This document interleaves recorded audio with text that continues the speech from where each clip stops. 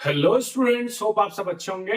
मैं आपका friend mentor guide नवीन मिश्रा आप सबका एफएमजी क्लासेस में बहुत बहुत स्वागत करता हूं। तो चलिए हम क्लास 6 चैप्टर 11 एक्सरसाइज 11.2 के क्वेश्चन नंबर 1 को करते हैं। तो देखते हैं क्वेश्चन क्या बोलता है कि side of A equilateral triangle, एक इक्विलेटरल ट्रायंगल है, उसका साइड क्या है, सोन बाई एल। एल क्या है, साइड का लेंथ है। Express the perimeter of triangle using L. तो चलिए, आपने कहीं कभी सबसे पहले तो इसमें दो तीन चीजें हैं जानने के लिए। सबसे पहला चीज तो ये है कि एक इक्विलेटरल ट्रायंगल क्या होता है।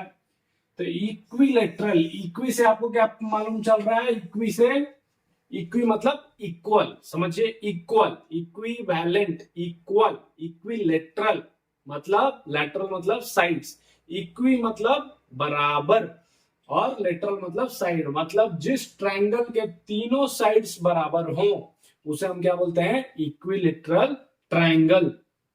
ठीक है, तो इसका साइड इसने क्या बोला है, एल से डिनोट करो। ये साइड का भी लेंथ है, इस साइड का भी लेंथ है, इस साइड का भी लेंथ है। तो ये हो गया इक्विलेटरल ट्रायंगल।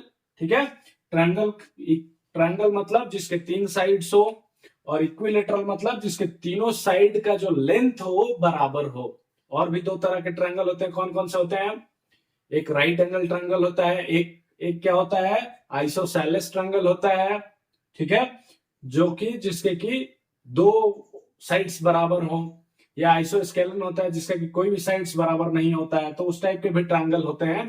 यहाँ पे हमें बात कर रहा है इक्विलेटरल ट्रायंगल का। इक्विलेटरल ट्रायंगल, तो इक्विलेटरल से क्या मतलब हुआ कि जिस ट्रायंगल के तीनों साइड्स क्या हो, बराबर हो। मतलब एक साइड का जो लेंथ हो, दूसरे साइड का भी वही लेंथ हो, और तीसरे साइड का भी वही लेंथ हो। मतलब जो समोसा है उसके तीनों जो साइड्स हो वो बराबर लेंथ के हो, उसको इक्विलेटरल ट्रायंगल बोलते हैं। तो गिवन क्या है इस क्वेश्चन में, गिवन है साइड्स। तो हमेशा जब भी आप क्वेश्चन करें क्या लिखे, गिवन। गिवन क्या है, एक तो इक्विलेटरल ट्रायंगल और दूसरा साइड लेंथ। क्या दिया है, साइड लेंथ, और उसका वैल्यू क्या है, एल। हमने यहाँ पे एक ट्रायंगल बनाया और उसको दिखा दिया। अब पूछ क्या रहा है कि पेरीमीटर को एक्सप्रेस करना है, express the perimeter of a triangle using L.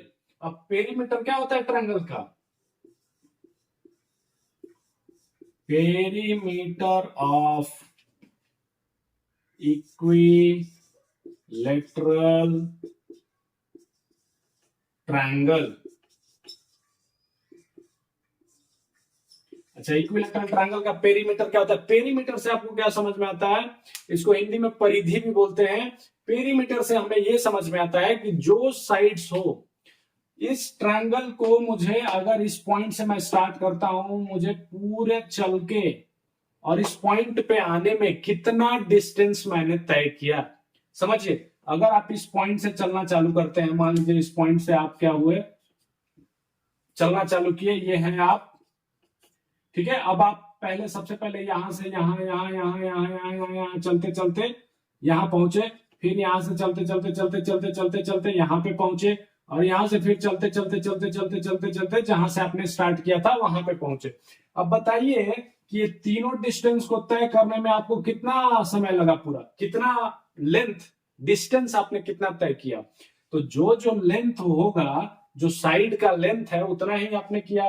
तो एक लेंथ ये किया, दूसरा लेंथ ये किया, तीसरा लेंथ ये किया, और आप पहुंच गए जीरो पोजीशन पे जहां से आपने शुरू किया था। तो पेरीमीटर क्या होता है, sum of all the sides of triangle.